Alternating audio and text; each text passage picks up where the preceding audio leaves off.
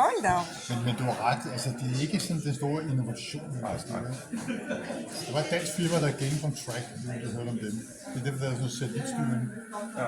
Og du faktisk oven i bilerne, og også i lokomotionen havde sådan en lille pære. Der er sådan nogle satellitter siddende oppe i loftet, som så kunne triangulere og finde ud af, hvor de var hele tiden. Ikke? Det var jo smart, ikke? Fordi der behøver du ikke alle de der ledninger nede under, som de andre ledninger, der går og bruger. Ikke?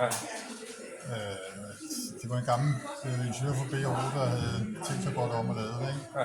Men det var meget ham selv, der lavede det. Han fik også nogle andre til at hjælpe, men han blev så alvorligt syg og gik desværre hen og døde. Så var der nogen, der prøvede at køre det videre, og det gik. Der er nogle gange, der skal have hjernen til det. Ja. Men det er vel også fordi, at det hele tiden skal være færdigkompatibelt. Ja, altså hvis de laver sådan en snitflade, ikke? Ja. Så er der mange, der siger, skal jeg springe over på det her? Ja. Det er en stor investering, sådan nogle ting. Altså. Lige præcis. Hvis man bare startede fra 0, ikke? Så ja, det er det. Så har det været noget andet. Men de her biler her faktisk ikke, altså de ligner jo fatterbiler, ikke? Men altså de har jo så, altså de har jo faktisk noget mere, de kan simpelthen noget mere, de her. De har